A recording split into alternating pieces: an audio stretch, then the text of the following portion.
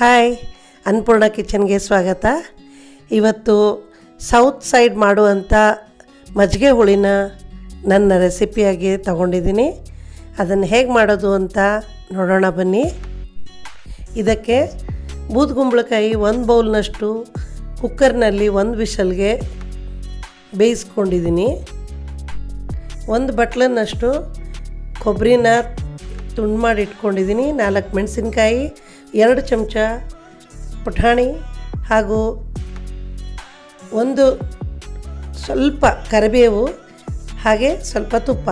2 ಚಮಚ ಎಣ್ಣೆಗೆ ಸ್ವಲ್ಪ ಉದ್ದಿನಬೇಳೆ, ಜೀರಿಗೆ ಹಾಗೂ ಸಾಸಿವೆನ ಹಾಕಿ ಒಗ್ಗರಣೆ ಮಾಡಿಕೊಂಡು ಅದರಲ್ಲಿ ತುಪ್ಪ ಹಾಕಿದ್ದೀನಿ.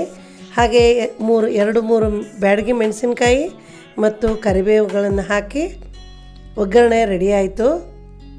ಅದರಲ್ಲಿ ಬೆಂದಂಥ ಬೂದುಗುಂಬಳಕಾಯಿ ಹೋಳುಗಳನ್ನ ಹಾಕಿ ಸ್ವಲ್ಪ ಫ್ರೈ ಆಗೋವರೆಗೆ ನಾವು ಮಿಕ್ಸಿನಲ್ಲಿ ಪುಟಾಣಿ, ಹಸಿಮೆಣಸಿನ್ಕಾಯಿ, ಕೊಬ್ಬರಿ ಇದನ್ನು ಹಾಕ್ಕೊಂಡು ಸ್ವಲ್ಪ ಪೇಸ್ಟ್ ಮಾಡಿಕೊಂಡು ಆಮೇಲೆ ಜೀರಿಗೆ ಮತ್ತು 1 ಸ್ಪೂನ್ನಷ್ಟು ಹವೀಜ, ಜೀರಿಗೆ ಸ್ವಲ್ಪ ಹಾಕಿದರೆ ಸಾಕು. ಇಷ್ಟನ್ನು ಹಾಕ್ಕೊಂಡು ಮಿಕ್ಸಿ ಮಾಡಿ ಸ್ವಲ್ಪ ನೀರು ಹಾಕ್ಕೊಂಡು ಮಿಕ್ಸಿ ಮಾಡಬೇಕು.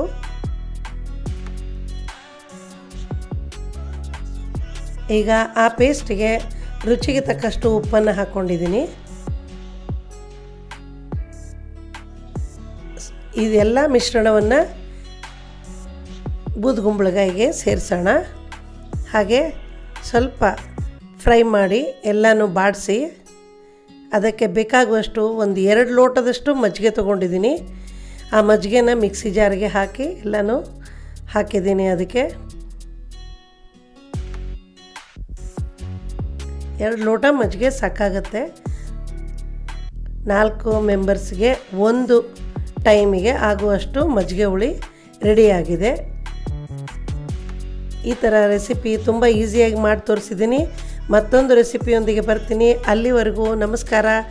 ಲೈಕ್, ಶೇರ್, ಕಮೆಂಟ್ ಮಾಡೋದನ್ನು ಮಾತ್ರ ಮರಿಬೇಡಿ ಅಂತ ಹೇಳ್ತಾ ಬಾಯ್ ಬಾಯ್.